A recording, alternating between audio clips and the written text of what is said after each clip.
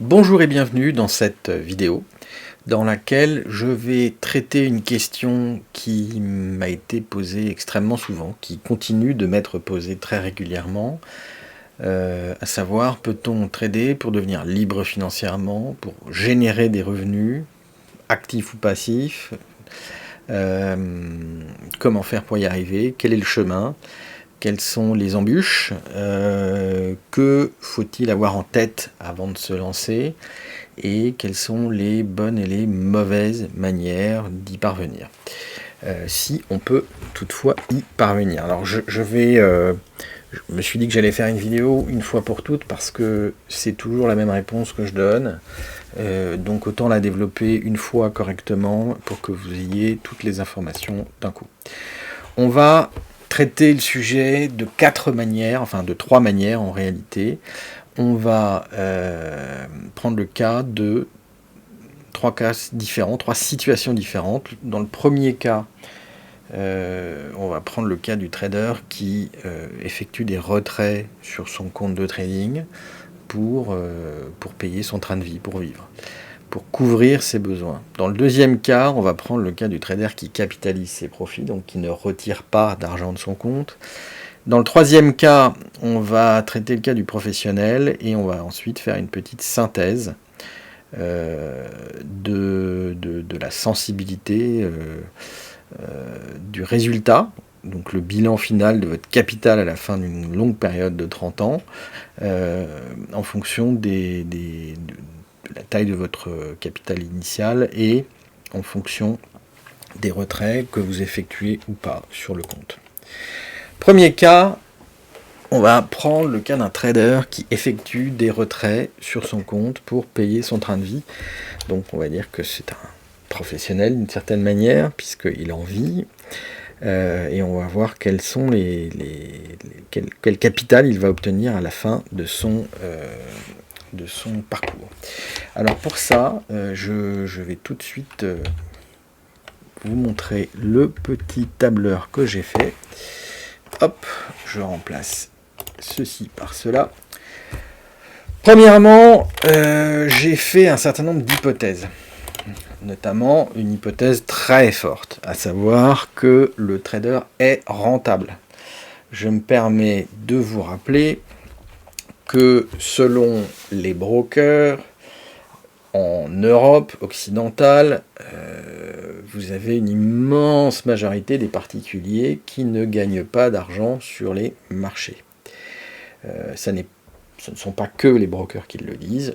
L'autorité des marchés financiers a fait une étude sur une période de 5 ans qui conclut également que les 3/4, voire plus, des particuliers sur les marchés rédigent des chèques au marché, c'est-à-dire perdent de l'argent. Ça n'est pas un mythe, ça n'est clairement pas un mythe. Si vous allez sur ig.com et que vous regardez ici, je zoome un maximum, voilà, les CFD sont des instruments complexes et présentent un risque élevé de perte en capital en raison de l'effet de levier. 74% des comptes d'investisseurs particuliers perdent de l'argent lorsqu'ils investissent sur les CFD avec IG. C'est pas très différent avec les autres types d'instruments. Ok ? Voilà. Si vous cherchez sur le site de l'autorité des marchés financiers française, vous trouverez la même réponse. Deuxième hypothèse très forte, le trader réalise une performance nette de 10% par an. Vous allez me dire, c'est pas grand-chose. Écoutez, vous allez les faire déjà, et puis ensuite on s'en reparle pour voir si c'est pas grand chose. Alors je ne dis pas que vous n'arriverez pas à faire 10% par an, je dis juste que après impôt, 10% par an, c'est déjà pas mal. Alors on peut peut-être faire mieux, mais là encore, faites-les et ensuite on en reparle. Moi, dans le fonds que je gérais avec mes associés, on arrivait sans levier avec quelque chose d'extrêmement réglementé à faire 8% par an en moyenne sur 10 ans. Bon, c'est plus facile, entre guillemets, quand on a moins de contraintes. N'empêche que, aujourd'hui, clairement, je fais nettement plus que ça, hein, mais j'ai 25 ans d'expérience, donc je ne suis pas exactement le cas standard du particulier qui se lance. Donc si vous arrivez à faire 10% par an après impôt, c'est très bien. Deuxièmement, il y a un phénomène qu'il ne faut pas négliger, c'est que 10% quand vous gérez quelques milliers d'euros, de francs, de dollars, ça paraît peut-être faible, mais si votre capital augmente effectivement, vous commencez à parler en centaines de milliers, voire en millions, là, vous allez avoir des phénomènes psychologiques qui vont être un peu différents. D'abord, si vous en êtes là, si vous arrivez là, c'est qu'a priori vous n'êtes pas mauvais, donc vous avez certainement une notion de prudence que n'a pas celui qui trade avec un levier de 50 sur des trucs exotiques.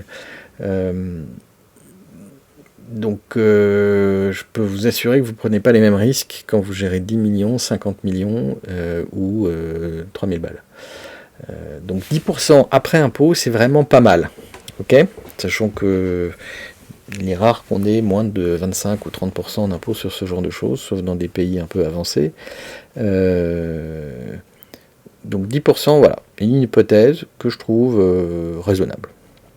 Hypothèse également relativement raisonnable, on néglige l'inflation. En ce moment, il y en a beaucoup. Dans le passé, il y en avait beaucoup moins. Il est possible que l'inflation continue. Donc on parle en montants nominaux et non pas en montants réels. Et dernière hypothèse, on néglige les effets de la masse des capitaux gérés. Je considère qu'avec un objectif de 10%, une performance annuelle de 10% sur le capital géré après impôt, on a déjà pris en compte les effets de la masse de capitaux gérés. Prenons donc le cas du premier trader qui fait ça pour les revenus. On va dire que son capital, c'est 30 000. Peu importe la monnaie. Et on va dire qu'il effectue des retraits de 500 par mois. Je vous explique comment fonctionne le tableau. Le premier mois, il a ses 30 000, il fait une performance mensuelle de 10% divisé par 12, puisque c'est 10% annuel, de son capital. Et dans ce cas-là, on déduit de cette performance le montant qu'il retire. On va mettre plutôt 10, histoire d'avoir des montants qui ne soient pas négatifs. Donc, retrait pour couverture des besoins, on dit que c'est 10 et que ça ne bouge pas. Okay, donc, à la fois son capital et sa performance ne sont pas impactés par l'inflation, mais ses besoins non plus. Alors, vous allez me dire que c'est optimiste. Tant mieux, ça fera un peu de marge sur le modèle. Et donc le capital en fin de période, en fin du premier mois, c'est son capital du début de période, plus la performance mensuelle nette d'impôt, moins les montants qu'il retire pour vivre. Okay.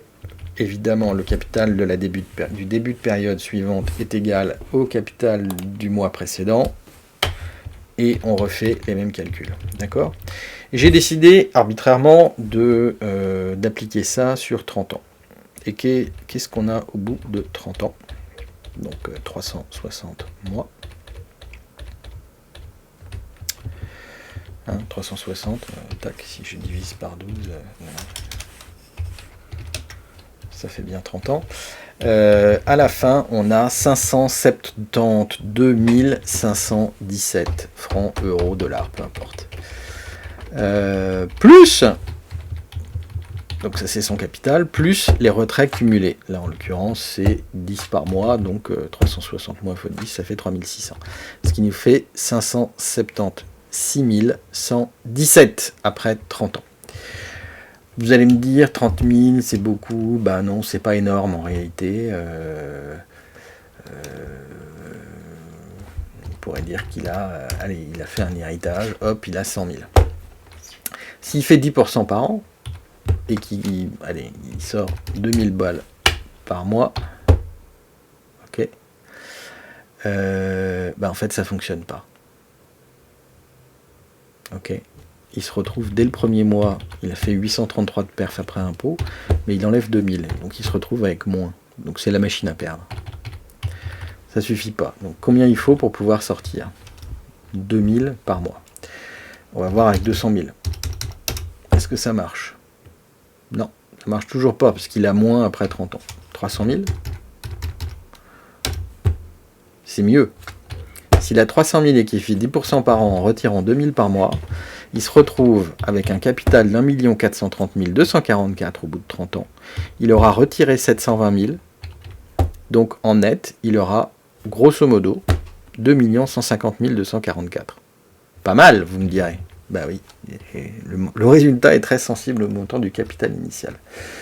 On va dire que ça commence à être pas mal. Bon, s'il a 100 000, il faut qu'il fasse combien pour pouvoir toucher 2000 euros par mois? On essaye avec 20%.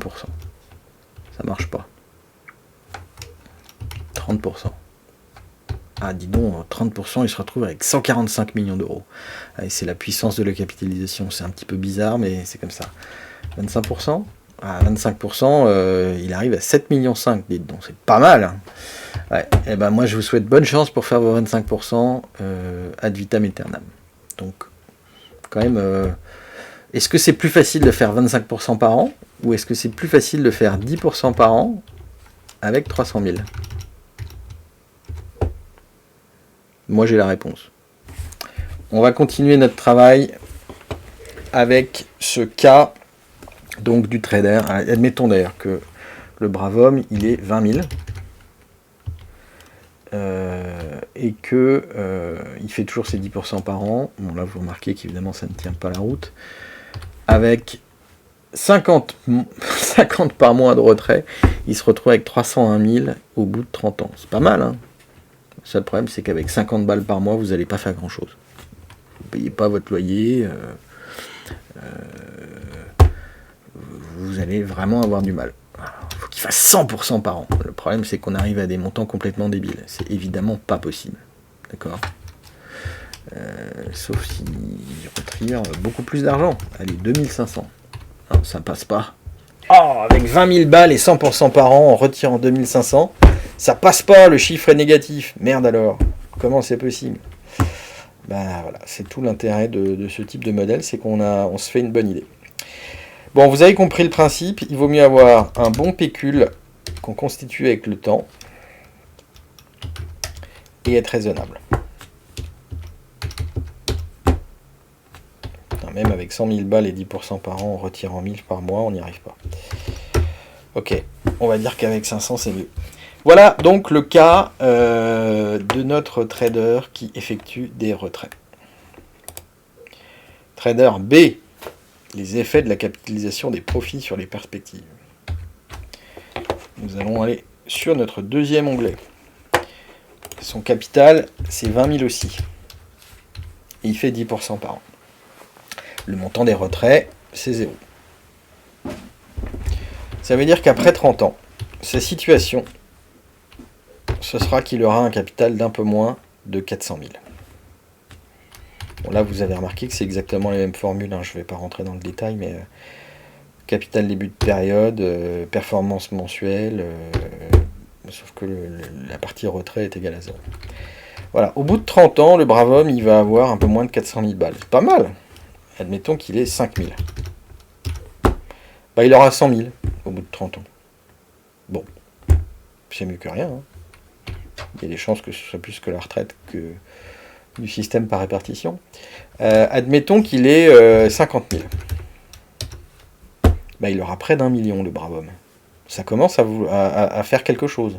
Donc là, non seulement il va pouvoir payer sa maison de retraite, mais en plus, il va pouvoir partir en vacances pendant sa retraite. Ça, c'est cool. Il va pouvoir léguer quelque chose à ses enfants.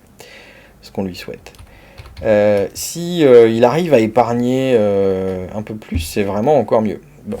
Vous voyez l'idée, plus on a, et plus c'est facile. À condition d'être raisonnable. Ça paraît absolument évident, hein, mais c'est comme ça. Avec 100 000, il peut prétendre, après 30 ans, à un peu moins de 2 millions. En faisant 10% par an. Parce que 10% par an avec 100 000, c'est plus facile que 50% par an avec 20 000. C'est mon expérience, croyez-moi, sur parole, ou faites-en l'expérience vous-même quand vous aurez cramé votre compte 3 fois. Voilà notre cas du trader qui capitalise. Comment est-ce qu'il fait pour capitaliser? Eh ben, il va garder son job. Il a besoin de couvrir ses besoins mensuels.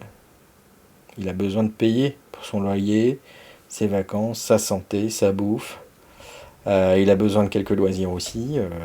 Il a besoin de faire des cadeaux à sa famille. Il a besoin de se faire plaisir de façon générale s'il veut avoir une vie sympathique. Donc je crois que vous avez compris l'idée. Le même trader, on va prendre 100 000 qui fait 10% par an et qui retire 500, il va avoir 1 million. Le trader qui a 100 000 qui fait 10% par an qui retire rien, il va avoir 2 millions. Ça fait un petit delta d'1 million. Une paille. Admettons que ce soit un trader qui est 300 000. Il a vendu une maison. S'il retire 2000 par mois, il va avoir, au bout de 30 ans, 2 150 000. Entre capital, enfin 1,4 million de capital, plus 720 000 de retrait cumulé. Ce qui fait 2 150 000. Donc, le trader qui capitalise et qui a 300 000, lui, il va avoir un peu moins de 6 millions. Entre 6 millions et 2 150 000, ça fait toute petite différence. C'est le même, hein. Il fait la même chose. Ok. Oui, mais comment fait-il pour ne pas concrètement toucher d'argent? Tout simplement, il va continuer son job. Parce que quand on continue à travailler, on peut faire 10% par an. On peut y arriver. Ça devient un loisir, finalement. On peut arriver à le faire. Je crois que vous avez compris l'idée. Les effets des retraits sur un compte de trading quand on est performant sont en réalité dévastateurs. Quand vous vous demandez si vous voyez un formateur en ligne sur du trading, à supposer qu'il fasse bien son boulot, pourquoi est-ce qu'il fait ça et pourquoi il ne trade pas? C'est parce qu'il a besoin de revenus à côté. Il a besoin de revenus à côté pour ne pas toucher à son capital, pour ne pas faire ses retraits. C'est ça la raison numéro 1. Si c'est quelqu'un de rationnel et qu'il est professionnel et qu'il est bon, c'est aussi simple que ça. C'est la raison pour laquelle moi-même, j'ai d'une part un salaire, d'autre part j'ai des postes, en l'occurrence d'administrateur dans 2 sociétés cotées, administrateur et président du conseil de surveillance. C'est la raison pour laquelle j'ai des revenus à côté, tout simplement. C'est pour pas toucher à mon compte de trading. D'accord? Je crois que vous avez compris l'idée. L'impact de la capitalisation des profits est gigantesque. Maintenant, on va passer au professionnel. Et alors, le professionnel, tel que les véritables professionnels exercent leur métier. D'ailleurs, je vais reprendre les mêmes chiffres que pour l'autre. On va prendre 300 000. Le trader, lui, il a un fichier, un tableur un peu différent. Il a un tableur un peu différent parce que lui, il n'a pas de job à côté. Le véritable professionnel qui fait ça dans un hedge fund, une société de gestion de portefeuille, ou en tant que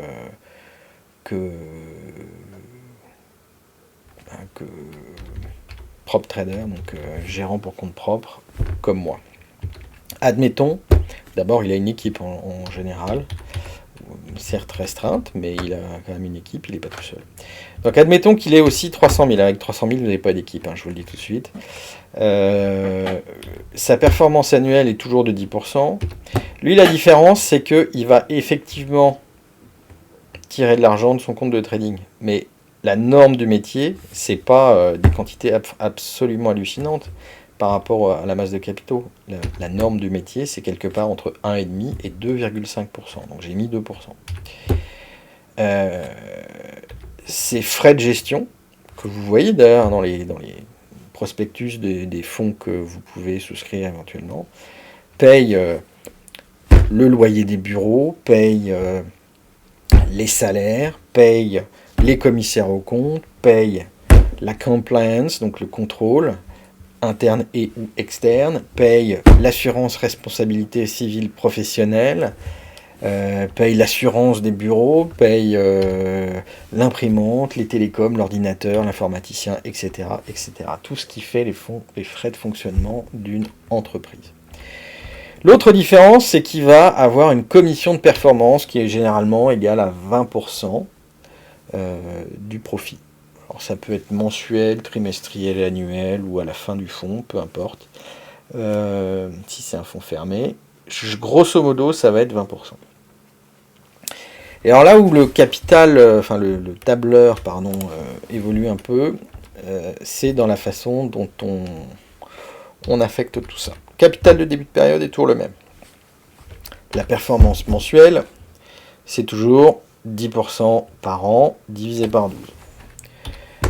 Il va mettre de l'argent de côté pour payer ses frais de gestion. Donc les 2% qu'il alloue au fonctionnement du fonds, qui doivent payer donc les frais de l'équipe, des bureaux, etc.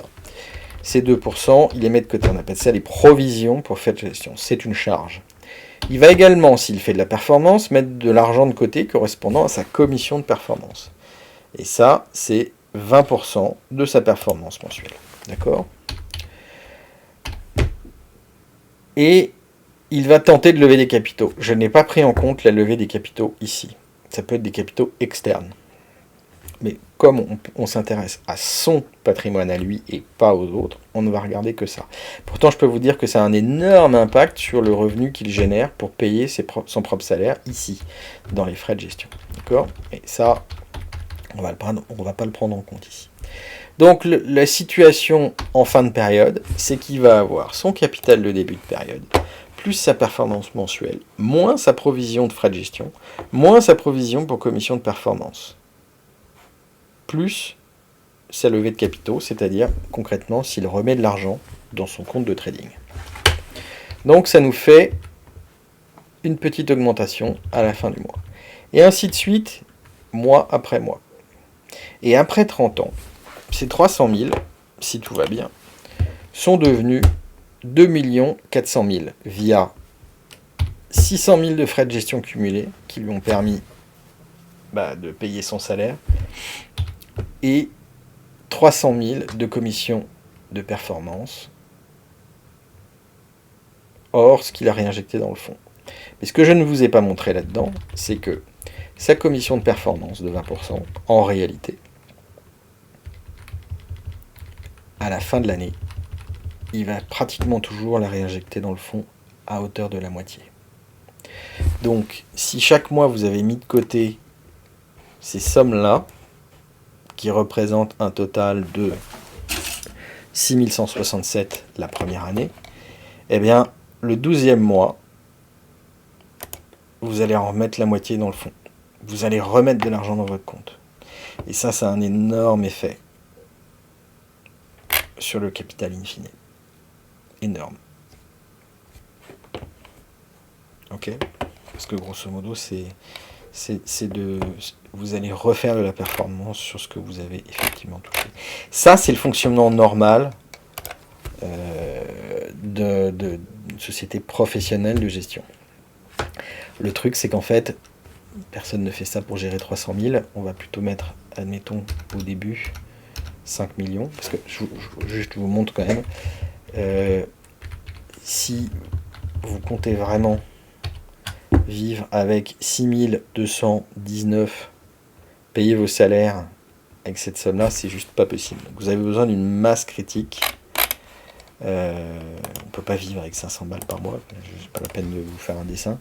Donc admettons, il gère 1 million. avec toujours ces 2% de frais de gestion. Bon, ça fait 1681 le premier mois de frais de gestion, c'est pas avec ça qu'il va payer son bureau et ses salaires. Donc on va plutôt regarder 2 millions. 3361. Ça commence à être un tout petit peu mieux, mais enfin ça reste assez famélique. Plutôt prendre 5 millions.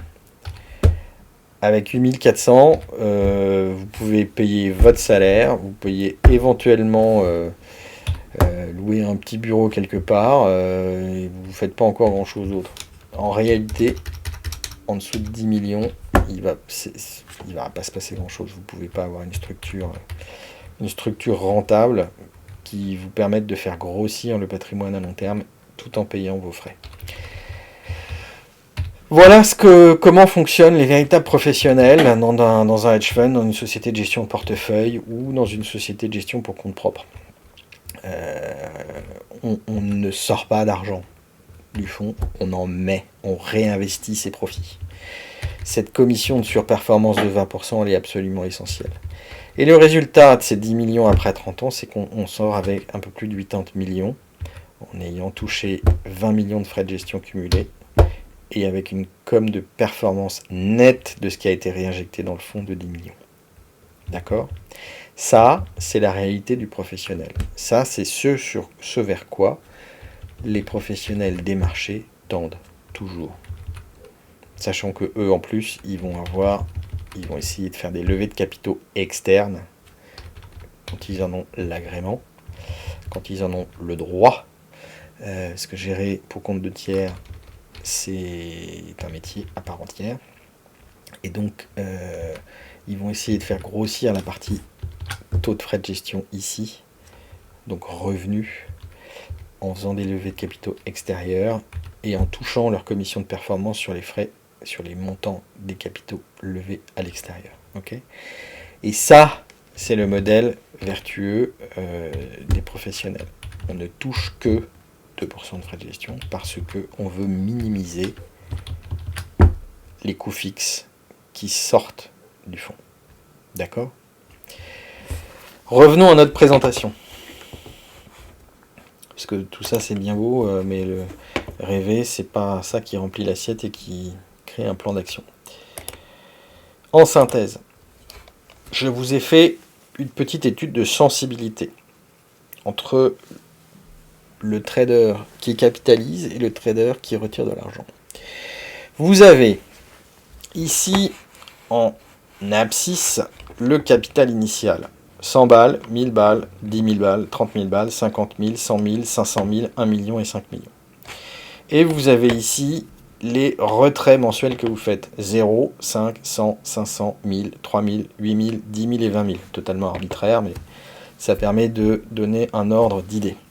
La conclusion qu'on en tire, en prenant comme hypothèse 10% annuel après impôt, ce qui, je le répète, est une hypothèse pas optimiste, mais quand même assez sérieuse, hein, c'est que après 30 ans, votre capital final plus les retraits cumulés vont se retrouver dans ce tableau. Par exemple, si vous avez un capital initial de 500 000 et que vous ne faites aucun retrait, vous allez atteindre au bout de 30 ans un peu moins de 10 millions.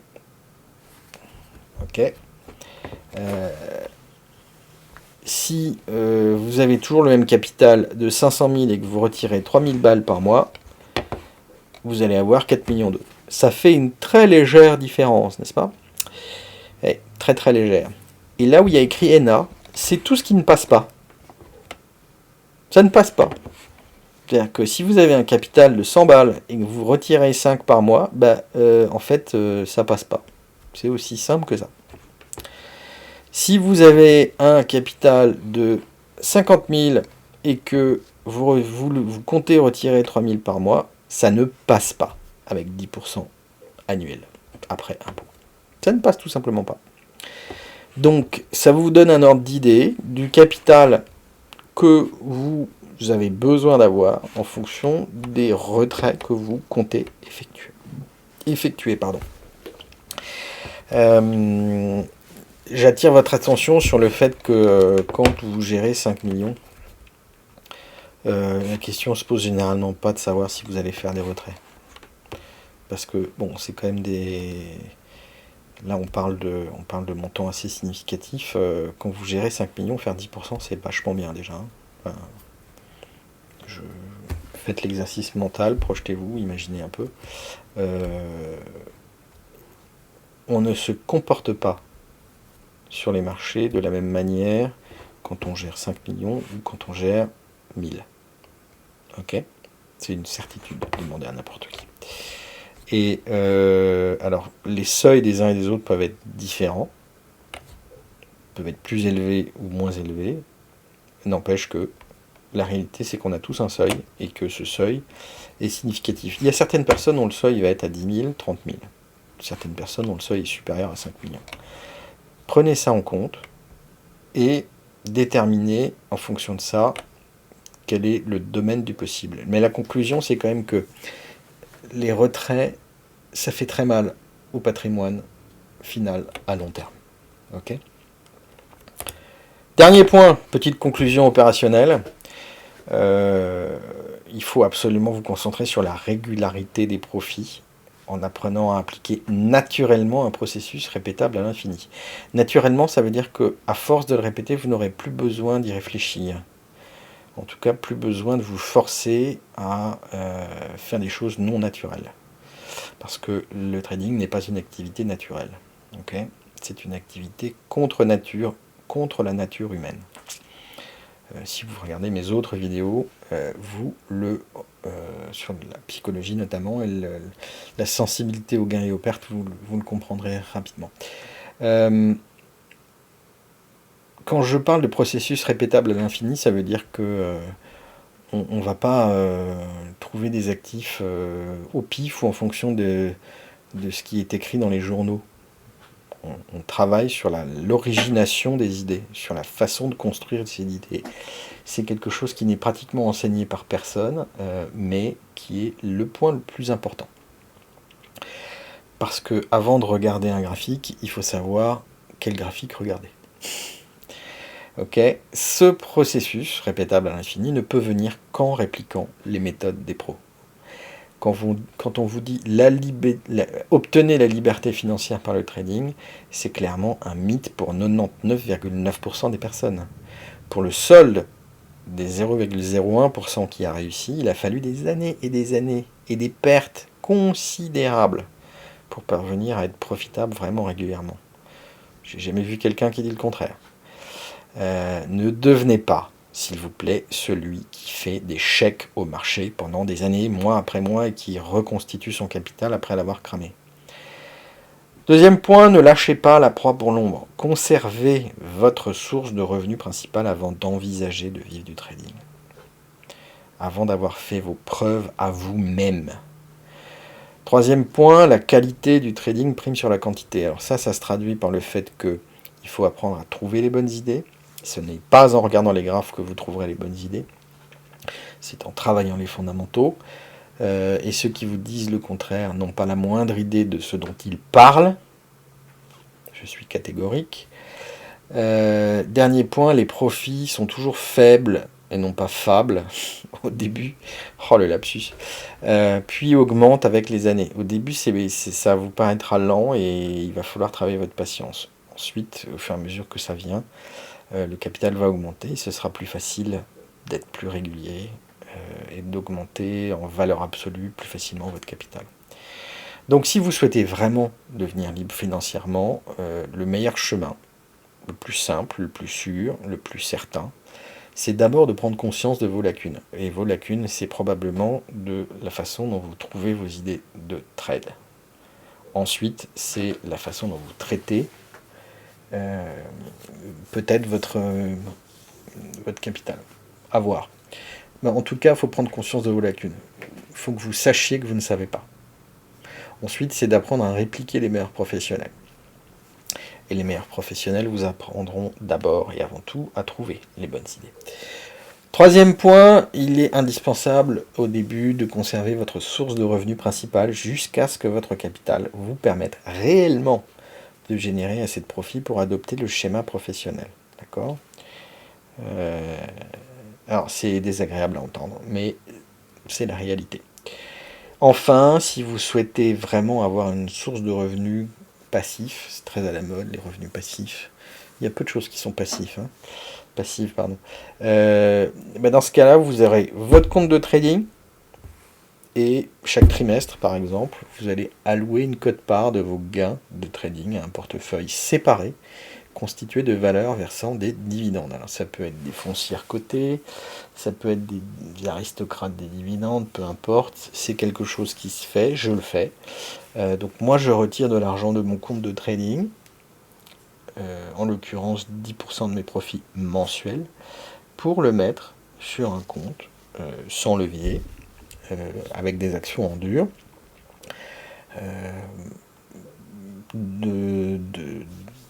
d'entreprises qui effectivement versent des dividendes. J'ai peu d'entreprises dans ce portefeuille, j'en ai une quinzaine, mais je ne le gère pas de façon agressive, hein. Mais mon objectif, c'est qu'à la fin de ma vie professionnelle, ce portefeuille-là produise effectivement suffisamment de dividendes pour payer mon train de vie.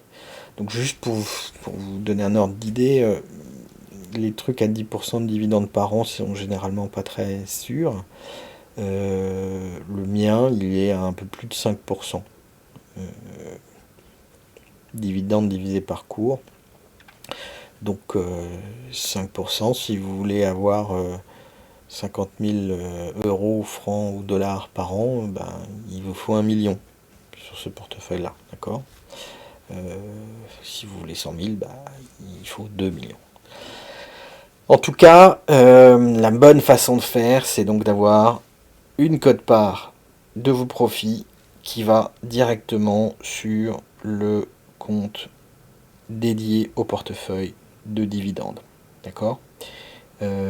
Et évidemment, pendant la vie de ce portefeuille de dividendes, je réinvestis automatiquement les dividendes qui sont versés dans les actions en question. Je n'ai rien à faire. Dans ce sens-là, c'est un petit côté passif, mais enfin, c'est pas plus que ça. Et je balance mon portefeuille pas plus que 5-6 fois par an. Je fais peut-être 10 arbitrages dans l'année maximum, donc c'est pas très actif effectivement par rapport à mon compte de trading. Alors évidemment, je termine avec une petite note personnelle. Je peux vous apprendre ce processus professionnel pour que vous l'appliquiez jusqu'à la fin de vos jours. Par contre, il faut que vous sachiez que ça va nécessiter de la patience et des efforts. Il n'y a pas de raccourci. C'est le sens même de Teens, ma formation. Mon programme qui veut dire There is no shortcut. Il n'y a pas de raccourci. Tout ça, vous trouverez sur teens.io. Et vous pouvez m'envoyer des mails à contact@teens.io. J'espère que ça a répondu à la plupart de vos interrogations. Maintenant, vous savez pourquoi une grande partie de formateurs, enfin il existe plein de formateurs qui se concentrent sur la formation et pas uniquement sur le trading. Je mets de côté les charlatans, hein, mais qui sont extrêmement nombreux. C'est tout simplement pour ne pas avoir à taper dans le compte de trading. Parce que pour avoir un compte de trading qui vous permette de reproduire exactement le fonctionnement d'un fonds, c'est-à-dire en gros 2% de frais de gestion plus la moitié de la commission de surperformance, il faut quand même avoir des capitaux extrêmement importants et ça ne se trouve pas sous le sabot d'un cheval.